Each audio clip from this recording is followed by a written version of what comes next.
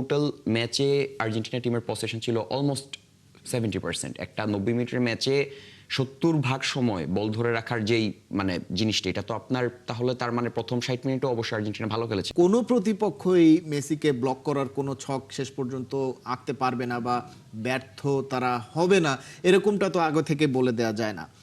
মেসিকে নিয়ে নিশ্চয়ই প্রত্যেকটা টিমের প্ল্যান থাকবে, স্পেশালি যখন আরো বড় দল সামনের গুলোতে আসবে। সেক্ষেত্রে এই আর্জেন্টিনা দলের আসলে প্ল্যান বি বা প্ল্যান সি, যেহেতু তারা চ্যাম্পিয়ন হিসেবে এসেছে, চ্যাম্পিয়ন হতে এসেছে, সে ধরনের কিছু চোখে পড়লো কিনা? এই যে দেখেন, মনে করেন আজকের খেলা হচ্ছে অলমোস্ট 90 মিনিটের খেলায় মেসি হচ্ছে 60 মিনিটে সাবস্টিটিউট হয়ে মাঠে নামে, লাউতারো মার্টিনেজ উঠে যায়। তো এই প্রথম আমি যদি তাও যতটুকু ম্যাচ যদি চিন্তা করি যে অলমোস্ট মেসি এবং লাউতারো, মেসি 40 মিনিটের মতো খেলেছে, লাউতারো মার্টিনেজ হয়তো 50-55 মিনিটের মতো খেলেছে, কাছাকাছি একটা সময়। তো এই সময়ের মধ্যেও কিন্তু লাউতারো মার্টিনেজের যে ওভারঅল রেটিং, তার গোল একটি আপনার হচ্ছে পেনাল্টি থেকে যদিও, বাট আপনার ওর রেটিং হচ্ছে 8-এর উপরে, মেসির হচ্ছে 8-এর কাছাকাছি। তার মানে আপনি যদি টোটাল পারফরমেন্সের কথা চিন্তা করেন একদম হেড টু হেডে, যে মেসি ডেফিনেটলি ম্যাজিক্যাল পারফরমেন্স করে, সেটা ডিফারেন্ট আলোচনা। কিন্তু আমার আজকের ম্যাচে যদি চিন্তা করি যে লাউতারো মার্টিনেজের একদম রেটিং কিন্তু খুব একটা কম না, তার মানে সে ওই পার্টিকুলার পজিশনটাতে খেলেও কিন্তু ভালো হচ্ছে খেলেছে।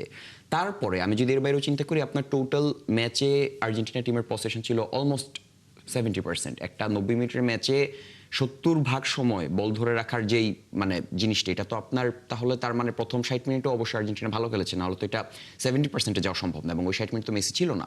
সো তার মানে আপনার শুরু থেকে আর্জেন্টিনা যে পরিমাণে ডমিনেন্ট ফুটবল এই ম্যাচটাতে ইন অল ওয়ে, আপনি সকল ধরনের স্ট্যাটের কথা চিন্তা করেন, আপনি ম্যাচের স্কোর লাইন চিন্তা করেন, সকল দিক থেকে যে পরিমাণে ডমিনেন্ট ছিল, সেই জিনিসটা আসলে ওই পার্টিকুলার একজন মেসি সেন্ট্রিক যে প্ল্যান, এটা থেকে যে বের হয়ে আসার একটা প্রচেষ্টা, সেই জিনিসটা হচ্ছে আমরা থার্ড ম্যাচে দেখতে পেয়েছি। এবং এই জিনিসটা নিয়ে আমরা আসলে হোপফুল যে প্রথম 2 ম্যাচেও যদিও আর্জেন্টিনা ফুল টিম হিসেবে ভালো খেলেছে, কিন্তু 5টা গোল 5টাই মেসি। সো এটা তো একটু আসলে নিজেদের জন্য একটু টেনশনের, যে তাহলে হোয়াট ইফ মেসি না থাকে, তাহলে কি হবে।